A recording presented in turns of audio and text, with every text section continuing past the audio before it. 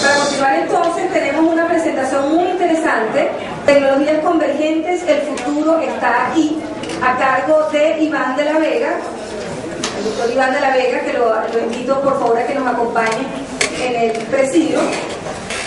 Iván de la Vega es doctor en Ciencias, mención Estudios Sociales de la Ciencia del IBI, profesor e investigador de la Universidad Simón Bolívar. También me gustaría invitar a el moderador Jorge Espinosa, periodista especializado en tecnología de Insight Telecom, Grupo Editorial Producto, y también nos comenta que ahora está con una columna en el diario Nacional, así que excelente y felicitaciones.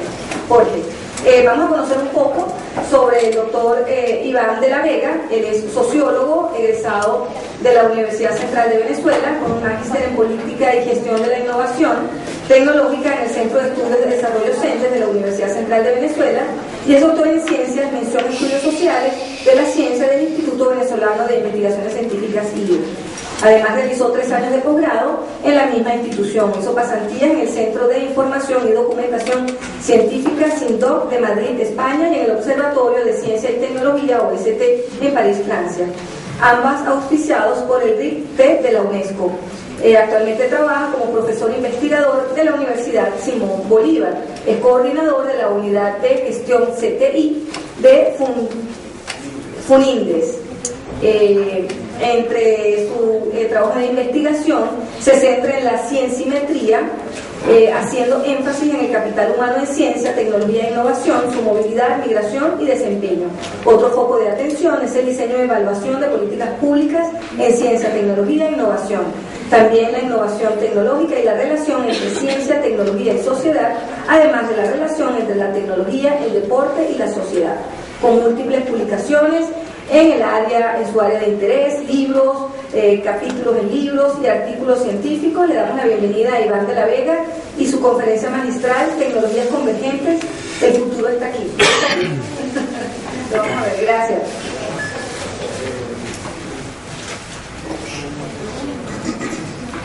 Buenas tardes, bienvenidos.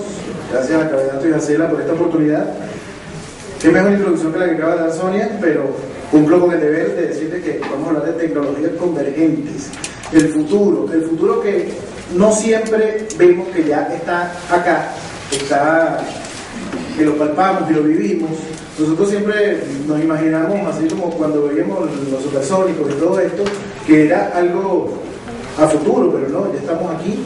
Y bueno, vamos a escuchar qué nos dice el profesor y vamos a luego con las preguntas para que nos responda, las dudas, opiniones.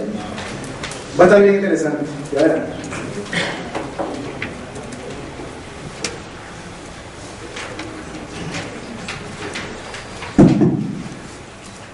Buenas tardes, voy a estar trabajando por aquí en la exposición. A Cabedatos, gracias por la invitación. Tenemos unos invitados especiales, ¿no?, aquí a mi izquierda, de la Universidad Simón Bolívar. Y para comenzar, por cuestiones de tiempo, voy a empezar con una innovación. Estuvimos hablando previamente de innovación. Bueno, la innovación es que no hay título. Esto es una foto de nanotecnología a escala, nanoescalar. Y como se dijo en la previa, el título de la presentación es Convergencia Tecnológica, escenarios actuales y futuros, donde vamos a estar proyectados en horizontes temporales, en el 2030, en el 2050, y voy a navegar sobre la exposición de Anwar Hashmi, que toca algunos puntos similares a lo que yo presenté en estas láminas que vamos a ir viendo. El primer aspecto, ¿contra qué marco conceptual estamos hablando? La convergencia tecnológica se refiere a la sinergia entre sistemas tecnológicos que previamente funcionaban de forma separada y que al interactuar entre sí generan nuevas posibilidades en términos de productos y servicios que impactan en un mercado dado. En este caso hablamos de un mercado global. El segundo aspecto, el fenómeno de la convergencia tecnológica no es nada nuevo. Tenemos estudios, por ejemplo, como los que ha realizado Carlota Pérez y otros autores, Christopher Freeman, entre otros, que han hablado de las 5 grandes revoluciones tecnológicas. La primera de ellas la podemos ver allá por 1771 con la revolución industrial. Unos 50, 60 años después vemos la segunda gran revolución, todas estas centradas en Inglaterra, con irradiación primero hacia Europa y después hacia otras partes del mundo. Y así que vamos navegando por las revoluciones tecnológicas hasta situarnos en la de 1971, que tiene que ver con el tema del chip, la computadora y las telecomunicaciones, que es el último, la última ola revolucionaria que nos trae hasta este momento. Pero visualicemos que estas ondas largas, como lo decía Kondratiev fue un estudioso de estas revoluciones tecnológicas, y él decía que cada 50, 70 años aproximadamente, si uno ve pormenorizadamente cada una de estas revoluciones tecnológicas, se montaría sobre la posibilidad de que estamos viviendo una transición en este momento que nos conduce a una nueva revolución tecnológica. Pero yo discuto contra Kondratiev que el conocimiento que se está generando en los últimos años es tan rápido que ya esas ondas largas se están acortando. Entonces, cómo se navega, cómo se surfea, el comentario anterior, es una de las cosas que nosotros vamos a ver. Uno puede visualizar rápidamente en el campo del conocimiento cosas como esta. Bueno, unos productos que se introducen en el mercado y hay unas innovaciones incrementales, y bueno, y vemos cómo el paso del tiempo nos los presenta.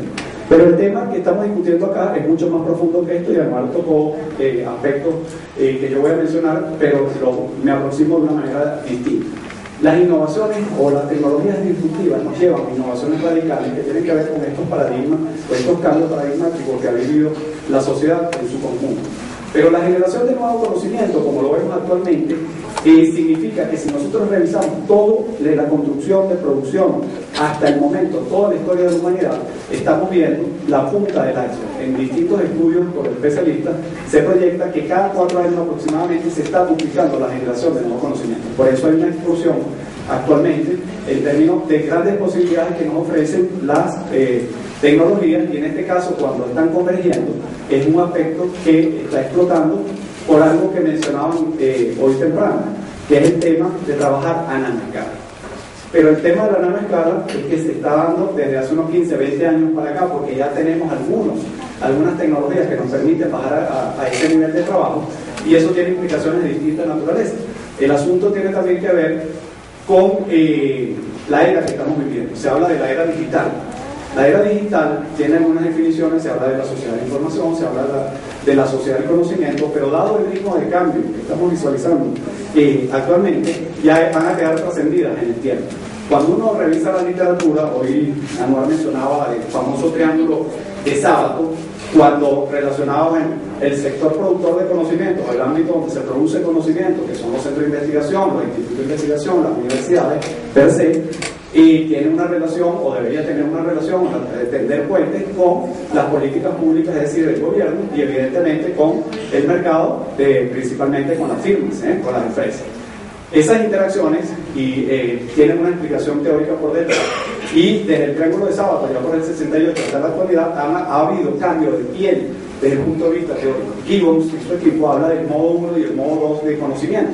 En el modo 1, el modo tradicional, los investigadores en su laboratorio hacen su trabajo, y eso impacta en unos artículos y en unas patentes, y eventualmente eso tiene algún uso, una aplicación en la resolución de problemas o en avance de productos y servicios. El modo 2, Gibbons dice, bueno, ya eso está trascendido en el tiempo, y ahora se habla de trabajar en el contexto de las aplicaciones interdisciplinariamente, interinstitucionalmente, y yo le agrego a eso un valor añadido, que sería la innovación abierta, que es un elemento que está latiendo muy importante y que de alguna manera se mencionó con los ejemplos de las exposiciones anteriores, pero es cómo tú interactúas con más gente en más sitios con el uso de fundamentalmente la internet, el uso de las telecomunicaciones.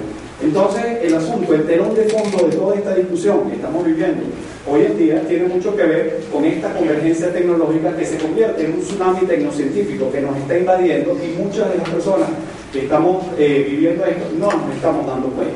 Entonces, a mí me gustaría visualizar un poco todo el término de las conexiones mundiales y de las posibilidades que se generan. Yo que trabajo con el tema de la movilidad y la diáspora intelectual, me dicen, bueno, pero se están jugando los teóricos científicos más importantes de este país. Primero, eso no es cierto, porque uno no puede determinar quiénes son o quiénes saben más, salvo lo que tiene un premio por la o una cosa esta que tiene algún indicador que lo coloque de esa manera. Pero el tema es que nosotros no necesitamos estar físicamente en Venezuela, podemos estar en cualquier parte del mundo e interactuar virtualmente, y eso es una ventaja que no teníamos unas décadas atrás. El asunto de discusión acá tiene que ver con la convergencia tecnológica, específicamente con las navis, lo nano, lo bio los cosmos. Entonces, la nanotecnología, la biotecnología, la tecnología de información y comunicación y las ciencias cognitivas interactuando. De la ecuación tú puedes despejar el tema de los nanomateriales, que es fundamental entenderlo de esta perspectiva y todas esas interconexiones que se dan, porque esos son basados en algunos proyectos que se han venido desarrollando en los últimos años, el caso de los Estados Unidos, o el caso de síntesis biosistémica desde la perspectiva de Canadá, o más recientemente el documento que sale de la Unión Europea, que es un documento visualizando cómo mejorar las capacidades de las sociedades europeas fundamentalmente. Entonces, el asunto que estamos discutiendo no es trivial. Veamos aquí un tsunami tecnocientífico pasando por encima, ¿verdad?, de una pareja que está en el borde de la playa, y ellos están simplemente visualizando allí y no se están dando cuenta, sino que en el momento que les llega, un poco de los ejemplos anteriores, porque la visualización que se tiene de la evolución del conocimiento, como diría un amigo mío, ¿no? Hay un ejemplo que si un médico lee 3 artículos diarios durante los 365 días al año, que sería la capacidad de retención de ese conocimiento, sumen eso, lo multiplican después por 3 y les va a dar la capacidad de absorción de conocimiento. Entonces, esa curva de absorción de conocimiento de una persona versus la capacidad de generación de conocimiento de todo el mundo, allá hay un tema. Se hablaba del transhumano, de la posibilidad de usar chip, etcétera, etcétera, y cómo potenciamos esas cosas. Es un tema a discutir simplemente para que lo tengan ahí en el tintero a medida que evoluciona la exposición. Seguimos viendo algunas imágenes con respecto a lo que es la nanociencia y la nanotecnología, que es otro fenómeno que me gustaría comentar. Como se está generando conocimiento, antes era el conocimiento científico fundamental, ¿no?, el conocimiento básico, que hacen los físicos, los químicos, etcétera, etcétera, y había una transformación al tema del conocimiento aplicado, y eventualmente eso llegaba a productos del mercado, y entonces era lo que se conocía como el proceso lineal de pensamiento, donde tenías que hacer la ciencia fundamental, después la ciencia aplicada y después la innovación. Eso quedó trascendido en el tiempo, y evidentemente tú impactas en distintos momentos, y es un círculo virtuoso que se va retroalimentando continuamente porque se va generando conocimiento de distintas maneras. Esta primera parte de la presentación es simplemente para ver cómo propositivamente, ¿verdad?, las propuestas de mejora de la humanidad en términos de cerrar esas brechas con respecto a los que menos tienen o los que más problemas tienen, se genera con los grandes dilemas de la humanidad. Entonces hay una versión de que el conocimiento se genera y que ese conocimiento va a tener un impacto social muy importante, y la realidad es otra. Hoy vemos que hay múltiples problemas en la sociedad global. Vemos posibilidades de guerras, gente con hambruna, cada vez los que más tienen consumen más de los productos a nivel mundial, y nos vamos a parar aquí. Resulta que si uno revisa los estudios desde el año 1950 hasta la actualidad, la tasa de crecimiento poblacional indica que si seguimos en este orden de magnitud, vamos a llegar al año 2050 a tener aproximadamente 12.000 millones de personas sobre el planeta Tierra. Significa, ¿no?, que eso va a traer grandes desequilibrios sociales, porque cada vez tenemos menos productos. Pero además de eso, el asunto de la población tiene que ver que la UNESCO hace año y medio, algo más de 2 años, habían establecido que habíamos llegado a 7.000 millones de personas sobre nuestro planeta Tierra. Entonces, esos grandes desequilibrios tienen mucho que ver con los desechos tecnológicos, con los problemas que tenemos de contaminación, que no solamente afectan a el planeta Tierra, sino que vemos la contaminación en los ríos, en los mares, vemos la contaminación en el aire, la capa de ozono que se mencionó, el problema de la Tierra y las posibilidades de generar nuevos productos a través del uso y el reciclaje de cada uno de ellos, y los recursos. La verdad es que los recursos renovables y no renovables los estamos utilizando por encima de la capacidad de reinserción en el producto Tierra. Entonces ahí hay un tema de ese consumo masivo y de los dilemas, los grandes dilemas del siglo XXI, porque la tecnología convergente se nos vende como la gran promesa de la resolución de todos los problemas de la humanidad, pero es que así se nos vendió en las 5 revoluciones anteriores que no mencioné por cuestiones de tiempo, que ustedes pueden profundizar, los que la conocen, y los que no pueden ir revisando para entender un poco cómo estos grandes patrones paradigmáticos que han ido cambiando la situación de la humanidad tienen que ver con implicaciones de esta naturaleza. En uno de los estudios que tuve que hacer sobre los científicos y tecnólogos venezolanos, porque para que ustedes sepan, Venezuela fue un país de inmigración entre el año 36 y el año 82, y ahora somos un país emigratorio, fundamentalmente de gente, personal altamente calificado. Resulta que en el censo del año 36 encontramos que Venezuela aproximadamente, los números exactos no los recuerdo, ¿verdad? Algo como 3.2 millones de personas. Pero no solamente eran los chiquitos del país y los graves problemas que teníamos con enfermedades endémicas, etcétera, etcétera, sino que la tasa de mortalidad o el promedio de muerte de cada una de las personas era aproximadamente 32 años. Hoy en día, ¿no? Muerte natural, no vamos a hablar de los otros problemas sociales que tenemos en Venezuela, la muerte natural está en un promedio de 72 años. Pero es que las grandes promesas de la convergencia tecnológica que nos hablaban más temprano, resulta que dice, bueno, que nosotros podríamos llegar a vivir 120 años, 150 años, de mantenerse este mismo patrón de posibilidades. Y bueno, ¿cuándo se van a jubilar ustedes? Díganme. Pues si ahora nos jubilamos a los 56 las mujeres, a los 60 los hombres, a los 60 y 65, dependiendo en qué país estemos, ¿hasta dónde trabajaríamos? ¿Qué tipo de trabajo estaríamos realizando nosotros dentro de 20, 25, 30 años? Los que lleguemos a esos años, y los que no lleguemos, bueno, ahí hay otro tipo de cosas, pero se nos venden una cantidad de posibilidades, ¿no?, que están por detrás del conocimiento que se está generando continuamente en la humanidad. Entonces ahí hay un tema muy importante. Aquí vamos a ver la lámina de los desechos tecnológicos que se producen y me voy a detener aquí. Seguimos exprimiendo nuestro planeta Tierra continuamente. Entonces siempre los recursos renovables, pero los no renovables también seguimos exprimiendo, y cada vez hay un mayor crecimiento poblacional, y entonces encontramos hechos como estos. Dice la literatura, los especialistas en ese tema señalan que el 20% de los países de mayor desarrollo consumen aproximadamente el 80% de lo que se produce en el resto del mundo. Imagínense las desigualdades que se crean allí, y con estas promesas, con el avance del conocimiento, dicen, nosotros podemos ayudar a que esas brechas se vayan cerrando. Es promesa, es cierto, hay parte y parte, estamos en un camino que nos lleva hacia allá. Ahí hay un tema de discusión de fondo que tiene que intentar responder cada uno de nosotros, porque hay distintas visiones además del mundo. Esta es la herramienta que les quería mencionar sobre los desechos tecnológicos que se crean. Entonces, fíjense, yo quiero situarme en un punto de realidad que nos impulse a explicar un poco dónde está el mundo. Fíjense esta lámina. No me voy a poner a explicar todos los números, pero me voy a detener acá. Por un lado tenemos arriba los Estados Unidos. Voy a colocar un país intermedio como España, además lo había mencionado, un país como Chile, mucho más pequeño que Venezuela, y después voy a centrarme en el caso venezolano. Y lo voy a hacer desde el concepto del Sistema Nacional de Innovación, o en el Plan de Ciencia y Tecnología 2004-2030 del gobierno actual, que hablan de Sistema Nacional de Ciencia, Tecnología e Innovación. O sea, que el mismo concepto, Carlota Pérez y Freeman lo introdujeron en el año 1987 por primera vez, y ha tenido distintas evoluciones. Bueno, y es la red articulada de actores de una sociedad que interactúan a favor del crecimiento y la mejora del nivel y calidad de vida de cada uno de los pobladores. Entonces, cuando hablo de Sistema Nacional de Innovación, me refiero a que todo sistema debe tener un ingreso, o sea, un gobierno o empresas que aportan capital para hacer investigación. El segundo indicador, que es un porcentaje sobre los recursos financieros destinados a actividades de ciencia y tecnología sobre el Producto Interno Bruto de cada país, es lo que yo llamo un indicador mentiroso. Yo digo un indicador mentiroso, pues no puedo decir cuánto gana un profesor universitario porque daría vergüenza en este país, pero le puedo decir que lo que él gana es el PIB, el porcentaje que él invierte en ciencia y tecnología referente a su cuenta bancaria, o de un gobierno, o de una empresa.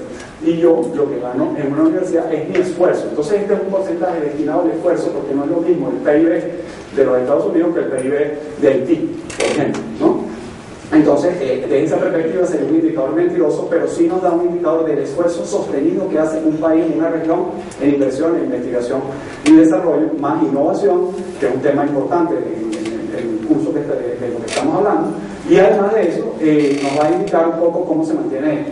Después hay un tercer indicador, que es el número de graduados en las universidades de cada uno de esos países. Después, los graduados en términos de doctores o PhD equivalente a doctores. Después el personal de ciencia y tecnología, y después publicaciones, ¿no?, indizadas, y terminamos con patentes solicitadas y patentes concedidas. Pero muy rápidamente, por cuestiones de tiempo.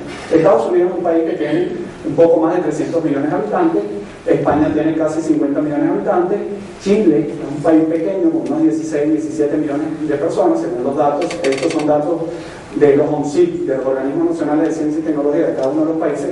En el caso venezolano es el Observatorio Nacional de Ciencia, Tecnología e Innovación, a través del Ministerio, quien otorga esos datos a la Red Iberoamericana de Indicadores de Ciencia y Tecnología, que a su vez los da al reporte anual de la UNESCO, que es el UNESCO Science Report.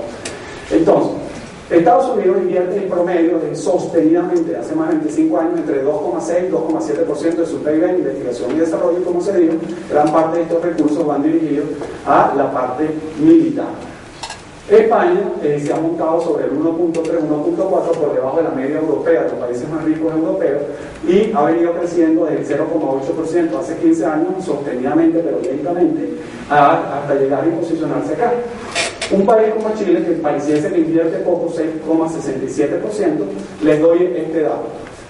La UNESCO tiene distintos manuales, tiene el manual de Canberra, el manual de Frascati, el manual de Santiago, el manual de Lisboa, el manual de Bogotá, el manual de Buenos Aires, que va a salir recientemente, y son manuales que intentan normalizar conceptualmente contra conceptos, ¿verdad? Si entendemos en Venezuela que un investigador es una persona que genera nuevo conocimiento, debe ser utilizado ese mismo indicador para que Colombia se catalogue de esa manera, etcétera, y en consecuencia puedes comparar lo mismo, no que metas innovadores populares dentro de los investigadores porque baja la tasa de producción si lo vemos por el número de investigadores. Si tú me cambias el concepto, me cambias la referencia, y evidentemente por un lado puedes decir que tienes más investigadores, y por el otro lado produces mucho menos porque va gente que hace cosas distintas a las que tú te estás refiriendo e intervienes allí.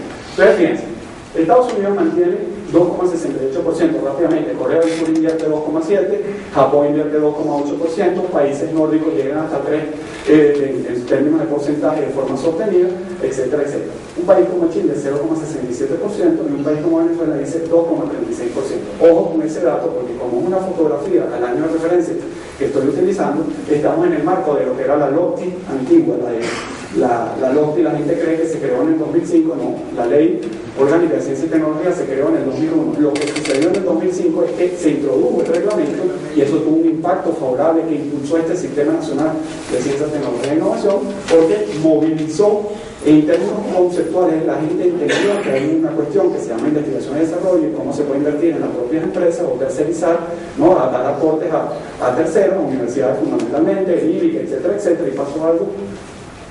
¿Se desconectó? Bueno, yo sigo hablando y tú me ayudas. Entonces, el asunto es que este es un elemento de movilizador, pero si usted se sitúa en el año 2005, resulta que encontramos que el porcentaje de Venezuela en inversión era de 0,29%. Si nos retrotraemos a 15 años atrás, Venezuela en el año 94, con la gestión de Ignacio Ábalos, aumentó fundamentalmente porque hicieron un lobby político, etcétera, etcétera, y mejoró. Pero eso no es bueno, porque cuando uno diseña políticas públicas, tú inviertes y tienes proyectos de investigación, formas gente, ahí está para congresos, para revistas, etcétera, etcétera, y tal. Si tú al año que viene crees que vas a seguir creciendo y te quitan los recursos, evidentemente el impacto va a ser negativo. Entonces es mejor hacer como hizo España, o Brasil, dar fondos de forma sostenida e impactar a la economía. Pero voy a ir más rápido. Aquí, el número de graduados. Estados Unidos graduó para el año de referencia, siempre los indicadores, una de las cosas que no le gusta a mi amigo Pablo Viendo, es que tú te refieres a estadísticas y son procesos anteriores. Entonces tú estás hablando siempre de algo que ya sucedió, pero que eventualmente tienes que generar, diseñar el indicador e interrogar correctamente para lo que estás preguntando, puedas tener la respuesta que te interesa. Entonces, el asunto es que Estados Unidos para el año de referencia graduó a más de 1.500.000 personas, España a 78.000, Chile a 57.000 y Venezuela a 124.000 personas aproximadamente. Son un promedio estadístico nada más, no es igual que la matemática, no es exacto. Cuando vamos a niveles de PhD, los Estados Unidos para el mismo año egresó de sus universidades e institutos de investigación, en algún caso, más de 55.000. Fíjense que España tuvo más de 7.000 doctores para el año de referencia, Chile 395 y Venezuela 19. Ustedes dirán, ¿qué pasa allí? Estos son datos del propio CIP. Pero les digo, el año anterior fueron 118 doctores que egresaron de nuestras universidades o programas doctorales de las instituciones en Venezuela. Si les doy la pirámide rápidamente, la universidad que tiene más programas doctorales es la Central, después viene la Universidad del Zulia y la Universidad Simón Bolívar, que es una universidad comparativamente más pequeña que las otras, en términos de que tiene solamente 1.000 profesores versus la Central más de 6.000, entonces para que vean órdenes de magnitud. Entonces, si nosotros tenemos un contexto poblacional que nos indica el tamaño del país, un proceso de inversión, un número de graduados en términos de pregrado en todas las áreas de conocimiento, y tenemos tantos doctores por este lado, esa gente, ¿verdad?, tiene que tener un impacto en términos de las comunidades científicas para desarrollar ese conocimiento que va a hacer referencia después para trabajo en convergencia tecnológica o en cualquier área de conocimiento. Entonces, resulta que los Estados Unidos tienen más de 2.300.000 investigadores en su haber. España tiene algo más de 358.000 y Chile tiene aproximadamente 19.810 personas, y Venezuela, en su Sistema Nacional de Ciencia y Tecnología hasta el 2009, lo que era el antiguo PPI, tenía como referencia 6.829. Ahora cambiaron el sistema y ahora se introdujeron innovadores populares y otras categorías, y ahora entonces subimos a 12.000 y pico, pero todavía estamos por debajo de la media. Lo que no le dije antes, que los manuales estos que hacía referencia establecen que los países deberían tener, los países en vía de desarrollo, un investigador por cada 1.000 habitantes. Si eso lo proyectamos a 29 millones de venezolanos, estaríamos hablando de que necesitaríamos una comunidad científica de aproximadamente 29.000 investigadores. Estamos hablando de Venezuela. Es decir, que si hacemos la ecuación, estamos en un 72% por debajo de los requerimientos para un país en vía de desarrollo. Los países en vía de desarrollo multipliquen eso por 2. Entonces, Estados Unidos, para que ustedes entiendan, tiene aproximadamente el 31% de los científicos de todo el mundo. Pero el otro polo de la triada, que es Europa, ustedes suman a todos los países europeos y estamos hablando del 29% de los investigadores del mundo.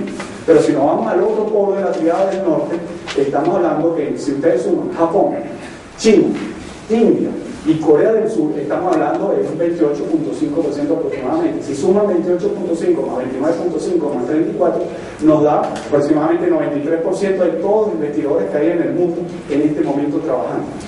Entonces, lo que no les dije antes, con el tema de la escala poblacional, se lo digo ahora, el UNESCO Science Report establece aproximadamente hay 7 millones de científicos en el mundo. Entonces, comparemos órdenes de magnitud y producción científica y vectores de conocimiento. ¿Hacia dónde va un país desarrollado, los países intermedios que están haciendo, y si nosotros vamos en esa línea o vamos hacia otro lado?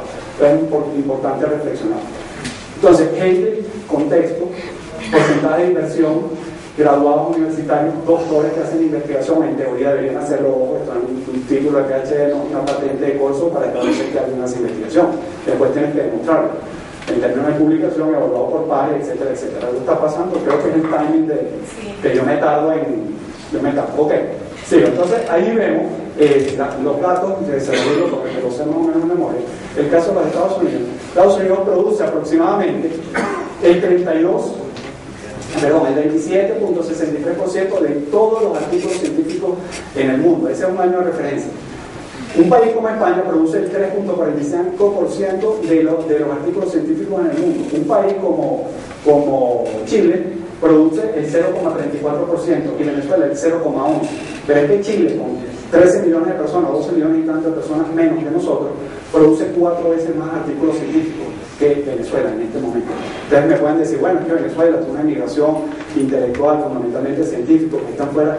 Sí, pero esto se mantiene desde hace tiempo. Pero si yo proyecto esto, una curva a 20 años atrás, desde el año 90, si ustedes ven los datos del PPI y la estadística que reflejan todo esto, el que las requieran me lo solicitan, con mucho gusto se las envío, establecen que Venezuela estaba por encima de Colombia, por encima de Chile, por encima, muy similar, un poquito por debajo de Argentina, en términos de lo que eran artículos científicos en el año 90. 20 años después, Colombia nos triplica y Chile nos cuadruplica en generación de nuevo conocimiento. Entonces, ahí está pasando algo. Hay un fenómeno que hay que revisar y que hay que estudiar. Y si vamos a las patentes, no hay patentes solicitadas y patentes concedidas. ¿Por qué existe ese indicador en estos manuales? Una cosa es que usted genere son muy creativos, esta gente de la Simón Bolívar es muy creativos, dicen, mira, nosotros queremos patentar porque encontramos tal cosa. Muy bien, vamos a establecemos, hacemos búsquedas en el Google, vamos por arriba, como a las 30.000 pies de altura, vamos por encima del Google y rastreamos y pensamos que en ninguna parte del mundo hay algo que yo inventé, o mi equipo inventó, o el equipo inventó. vamos e intentamos patentarlo, hacemos la solicitud, van al SAT, el Sistema de Propiedad Intelectual Venezolano, hacen su solicitud, en este caso el SAT sigue abierto, no sé por qué sigue abierto, porque ya no se patenta, porque el presidente de la República dijo en el año 2006 que este conocimiento era libre, que en consecuencia las patentes no tenían posibilidades de existir bajo ese marco. Entonces, fíjense lo que sucede, existe un sistema de propiedad intelectual en el país que recibe las cosas pero nunca te da respuesta. Entonces tenemos 0 patentes comparativamente con los otros países. Ese es otro tema a discutir, pero un tema importante porque estamos hablando de generación de nuevos conocimientos. ¿Ese rojito tiene algo que ver conmigo? ¿Sí? Ok. Entonces, no, pensaba que le estaba echando aire. Ok. Esto es un poco lo que hablaba Anuar más temprano, es decir, cómo un nanorobot puede introducirse en el cuerpo humano y buscar una célula maligna, un ejemplo que estoy inventando, una exageración pedagógica mía, pero puede llegar a suceder, y el hecho del conocimiento ya existe, lo mencionó mejor que yo porque además es especialista en el tema, y entonces nos da la posibilidad de resolver problemas directamente donde está el asunto. Entonces, ya hemos visto eso. Las navis, lo nano, lo bio, lo info y lo cosmo, se monta también sobre otras propuestas. Ya hablé del proyecto Biosistémica Prospectiva Tecnológica en Canadá, hablé del proyecto europeo, y el tema es el siguiente. Las navis tienen la definición en términos de lo que es su conveniencia tecnológica, y lo entienden como el estudio de las interacciones entre sistemas vivos y sistemas artificiales, con la finalidad de generar distintos artefactos y que generen nuevas posibilidades en términos de nuevos productos que mejoren la calidad de vida, acrecenten la calidad de vida. El tema de la capacidad de manejo de información y todas esas cosas están en el tapete de la discusión, y tenemos otros conceptos que se están utilizando, o aproximaciones teóricas que te hablan de la teoría de Ecowitz y Leiderdorf, habla de la triple hélice del desarrollo económico, cómo estos actores tienen que interactuar para generar esta posibilidad. Pero está el tema de la rosa de los vientos de investigación, que es no solamente estos 3 actores, sino utilizar a toda la sociedad en términos de replicar información. Y hoy en día Eliezer por aquí puso un ejemplo extraordinario, se hablaron de otros 2 ejemplos de posibilidades de interconexión, del internet para todo el mundo, etcétera, etcétera. Ahí tenemos toda una gama de posibilidades, y hoy en día se habla de nada más y nada menos que el Open Innovation, la innovación abierta. Esa es la capacidad de las propias empresas, que no, ojo, que no es alianza estratégica, es la capacidad de interacción para resolución de problemas que no habiliten el ganar-ganar. Entonces, el avión europeo, que siempre es el Airbus, es el avión europeo, tenemos el mejor ejemplo de innovación abierta, porque el tren de aterrizaje se fabrica en un país, el fuselaje es Rolls Royce, etcétera, etcétera, y todo converge en una pequeña ciudad en Toulouse, al sur de Francia, donde se arman estos aviones con conocimiento de distintas empresas e industrias y la participación de distintos países. Entonces, esta convergencia tecnológica tiene ese telón de fondo de discusión, nueva promesa, es una realidad, hacia dónde va el mundo. Entonces, el tema de la discusión no es nada trivial, no es conchadeado, como diría mi amigo Oliano, que es un asunto extremadamente complejo. Y entramos con un punto que yo no me voy a detener porque el Anuar ya lo había mencionado, es el tema de la RAND Corporation, con todas las posibilidades que genera. La RAND Corporation no solamente tiene estos 300 y tantos PhDs a nivel mundial que te generan información y que emiten juicios de opinión informada, que no es lo mismo desinformada, informada para la generación de nuevos conocimientos. Y aquí hay una serie de aplicaciones que ellos determinan después de un primer estudio donde tenían casi 56 posibilidades tecnológicas a raíz de esta convergencia que les mencioné. Y bueno, hablan de la energía solar barata, pero hablan de los sensores de infiltración, de la mejora de métodos de diagnóstico y quirúrgico, habla del tema de los vehículos híbridos, los indicadores de radiofrecuencia ubicua, etcétera, etcétera. Todo un tema muy importante que impacta en distintas áreas del conocimiento, pero ahí se habla del conocimiento, de la fertilización del conocimiento, cómo un área, al desarrollo de un área, afecta positivamente el desarrollo de las áreas contiguas, ¿no? Entonces, cuando estamos interactuando, cómo tú puedes impactar con esta fertilización del conocimiento, que te va a ayudar a ti a ser mucho más creativo en términos de la concepción que tienes del mundo. Porque tuve la posibilidad hace unos meses de participar como coordinador por Venezuela en la red de prospectiva tecnológica iberoamericana, y vino Mijail Rocco, ¿Quién es Mijaíl Rokov? Es nada más y nada menos que el chairman de la nanotecnología en el mundo. Es una persona que hizo nanotecnología, ya no funge como investigador, aunque lo fue muy exitoso, y hoy está como el jefe de la nanotecnología y ahora de la convergencia tecnológica, dio un paso al frente y nos estuvo explicando qué están haciendo en un país como los Estados Unidos desde el punto de vista de la National Science Foundation, que sería el equivalente al ONCYT venezolano, que sería el Ministerio de Ciencia y Tecnología, o sea, es el Ministerio para el Poder Popular de la Ciencia y la Tecnología y Industria Intermedia, creo que se llama ahora, pero ha tenido varios cambios en los últimos 10 años de explotación. El asunto de Rokov establecía que lo siguiente, él decía: ya hemos entendido en los Estados Unidos, y esto es ya para ir cerrando, que si nosotros dominamos el nivel nanoescalar, es tanto como dominar la naturaleza. No es trivial lo que dice. Nos comentaba y decía: el mundo se dirige hacia un nuevo nanoorden económico mundial. Es decir, las industrias que no se monten en este negocio de la convergencia tecnológica van a ser barridas del mercado si en los próximos 15, 20, 25 años no se van montando. Pero es que esto no es que tú lo decretas, esto es un proceso de asimilación y de cambio cultural, infocultura institucional, que te va a permitir a ti crear esa nueva conciencia, esa nueva lógica de funcionamiento, ese nuevo sentido común, donde tú comprendes que la interdisciplinariedad es un tema clave en el proceso de aprendizaje de las propias organizaciones. Hay un tema importante, ¿no? Me gustaría observar con algunos ejemplos que yo pongo acá, porque el asunto de la realidad que vivimos, que no es ciencia ficción, que ese es el tema que más me interesa, tiene que ver con lo siguiente.